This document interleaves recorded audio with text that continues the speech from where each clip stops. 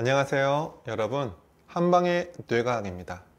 오늘은 마음이 힘들 때 이 감정을 깨끗하게 하는 방법에 대해서 이야기를 나누고 싶습니다. 우리가 무기력하거나 우울, 불안 혹은 분노를 느끼게 되는 이유는 크게 세 가지가 있습니다. 첫 번째, 생물학적인 원인이죠. 이것은 내 몸에 문제가 있는 경우예요.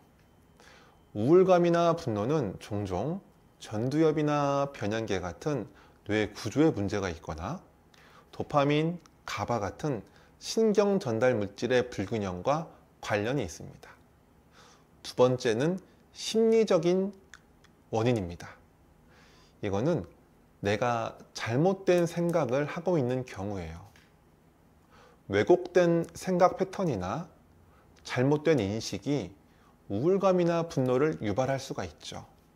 예를 들면 자신을 지나치게 비하하거나 세상을 정말 부정적으로 바라보는 시각이 이 감정을 악화시킬 수 있습니다. 이런 문제는 심리치료를 통해서 개선할 수도 있고, 또한 이 종교, 철학 같은 인문학적인 가치관 통해서 올바른 생각과 태도를 배우는 것도 큰 도움이 됩니다. 이 마지막은 환경적인 요인입니다. 이거는 내가 너무 힘든 상황에 처해 있는 경우예요. 사회적으로 고립이 되었다거나 직장이나 가정에서 스트레스, 경제적인 문제, 이런 외부의 어려운 환경도 우리 감정에 당연히 영향을 미치죠. 하지만 이 환경적인 문제는 내 힘으로는 해결하는 데 분명 한계가 있습니다. 저는 한약사로서 오늘은 여러분들에게 생물학적인 요인, 특히 이 변연계와 감정에 대해서 여기 집중해서 말씀을 드리고자 합니다. 우리 뇌 속에는 이 감정을 처리하는 중요한 부분이 있어요. 이거를 변연계라고 합니다. 특히 이 변연계 안에 있는 핵심, 이 편도체는 두려움과 불안, 이런 부정적인 감정을 다루는데 중요한 역할을 합니다.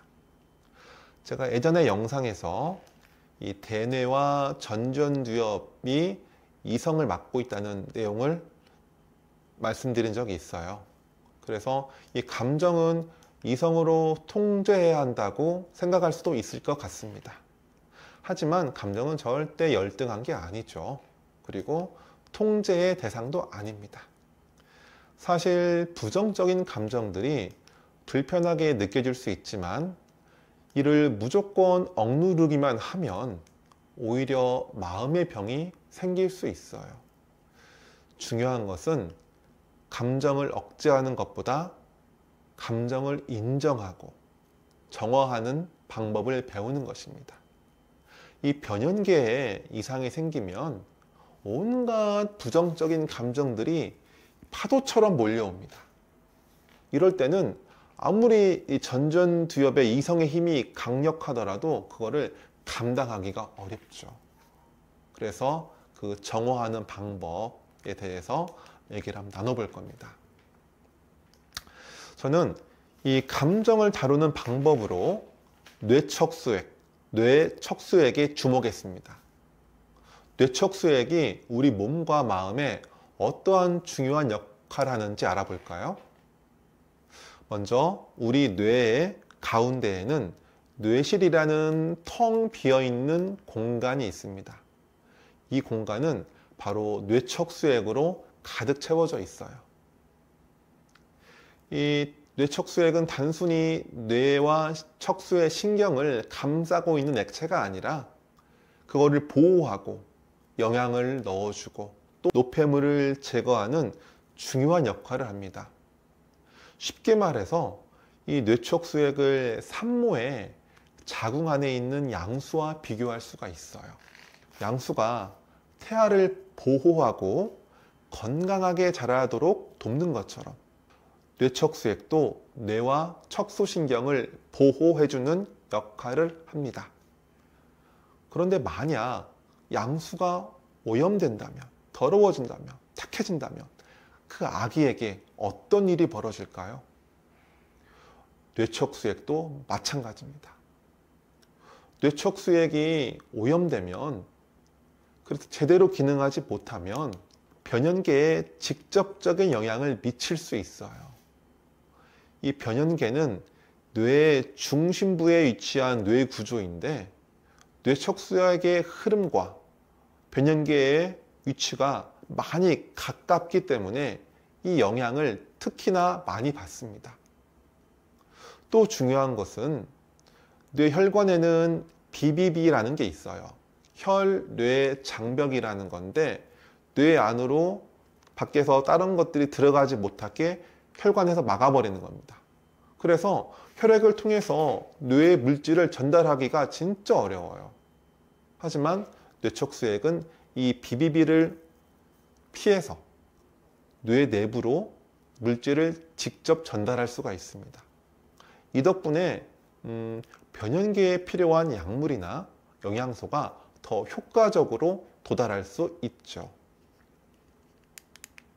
특히 한약에서 이 감정을 다스리는 약재들이 있는데, 이 약재들은 이 뇌척수액을 깨끗하게 하거나 또 부족한 뇌척수액을 채워주는 방식으로 작용합니다. 그러면 우리가 일상에서 이 뇌척수액을 어떻게 관리하고 조절할 수 있을까요? 답은 간단합니다. 바로 수면, 운동, 그리고 소화입니다. 이 충분한 수면은 이 뇌척수액이 이 뇌 노폐물을 제거하고 뇌를 충전할 수 있도록 도와줍니다. 그리고 운동은 이 뇌척수액의 순환을 촉진해서 뇌의 건강을 지켜주고요. 그리고 이 소화가 잘 되면 뇌척수액도 깨끗해집니다. 이 세 가지는 우리 뇌를 건강하게 유지하고 내 감정을 안정시키는데 아주 중요한 역할을 하죠. 자, 여기서 수면, 잠부터 이야기할게요. 수면은 단순히 몸을 쉬게 하는 것 이상의 역할을 합니다. 특히 뇌척수액과 관련된 뇌 청소 메커니즘은 우리 뇌 건강과 감정 조절에 매우 중요한 역할을 하고 있어요.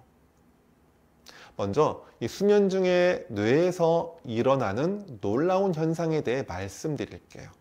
우리 뇌에는 악교세포라는 게 있습니다. 악교세포는 뇌세포인 뉴런을 보호하고 지지하는 역할을 하며 뉴런보다 훨씬 많은 부피를 차지하고 있습니다. 적게는 50%에서 어떤 경우는 90%까지 악교세포예요. 그 나머지가 뉴런입니다. 흥미로운 점은요, 우리가 잠을 자는 동안에 악교세포의 부피가 반으로 줄어든다는 거예요. 이 정도가 이렇게 생긴 공간을 통해서, 빈 공간으로 뇌척수액이 뇌 안으로 쭉 들어와서 뇌세포 사이에 딱 쌓인 노폐물들을 청소합니다. 특히 베타 아밀로이드 같은 해로운 물질을 제거하는데, 이 과정이 제대로 이루어지지 않으면 알츠하이머, 그리고 파킨슨 같은 신경퇴행성 질환이 걸리기가 쉽습니다. 이 수면은 크게 렘수면과 비렘수면으로 나눠져 있죠. 이 중에서 비렘수면 단계, 이 단계가 신체 회복과 재생이 주로 일어나는 시간이거든요. 여러 호르몬도 이때 만들어져 가지고 우리 몸을 치유하고 재생하는 데 도움을 줍니다. 특히 깊은 수면 단계에서, 비렘 수면에서 뇌척수액이 이때 들어와요. 깊이 들어와서 노폐물을 청소해 주죠. 만약 우리가 잠이 부족하다면 어떻게 될까요? 이 중요한 정화 과정이 제대로 이루어지지 않으면 뇌 청소가 이루어지지 않고 결국 뇌 기능과 감정 조절에 문제가 생길 수 있습니다. 그러면 이 수면 중에 뇌 안으로 쭉 밀려 들어오는 뇌척수액이 어디에서 오는지 궁금하지 않으신가요? 사실 이 뇌척수액은 우리 몸의 림프액이 뇌 안으로 이동한 겁니다. 이거 정말 놀라운 사실인데요. 왜냐하면 얼마 전까지는 뇌에는 림프계가 없다고 생각했어요. 하지만 정말 최근에 연구에서 뇌랑 림프계가 연결되어 있다는 사실이 밝혀졌습니다. 여기서 림프계가 처음 나왔네요. 림프계가 생소하신 분도 있을 거예요.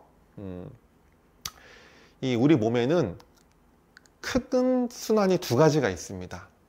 혈액순환과 림프순환이에요. 혈액순환은 다들 아시죠? 혈액이 세포에 영양과 산소를 넣어주는 그런 시스템입니다.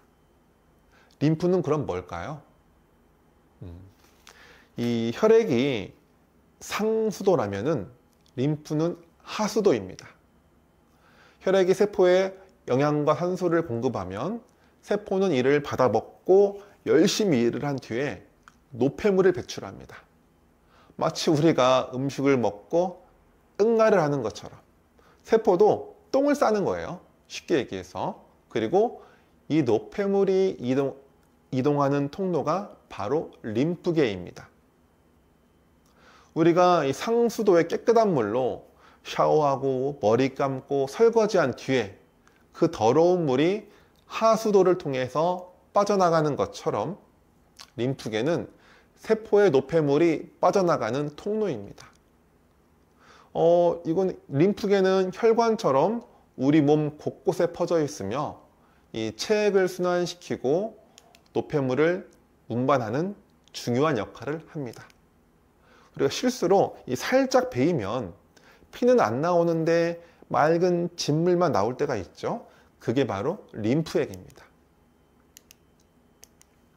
최근까지는 뇌와 림프가 완전히 분리된 걸로 여겼어요. 하지만 2017년 미국 국립뇌질환-뇌졸중 연구소에서 획기적인 발견을 했습니다. 연구진이 새로운 MRI 기법을 개발해 가지고 사람의 뇌에서도 림프계가 존재한다는 사실을 처음 확인한 거예요. 특히 이 림프계는 이 뇌막에 연결된 림프관을 통해서 이 뇌에 쌓인 노폐물을 배출하는 배수구, 하수구 역할을 한다는 사실도 밝혀졌습니다. 사실 저는 오래전부터 림프순환과 뇌 척수순환이 서로 연결되어 있다고 생각해 왔어요. 왜냐면은 림프계를 치료하는 처방을 사용했을 때 신기하게도 뇌척수 신경계 이상까지 치료가 되는 거예요. 그런 경험을 참 많이 했습니다. 그때마다 확신이 있었는데 이렇게 의학적으로도 밝혀져서 정말 뿌듯했습니다.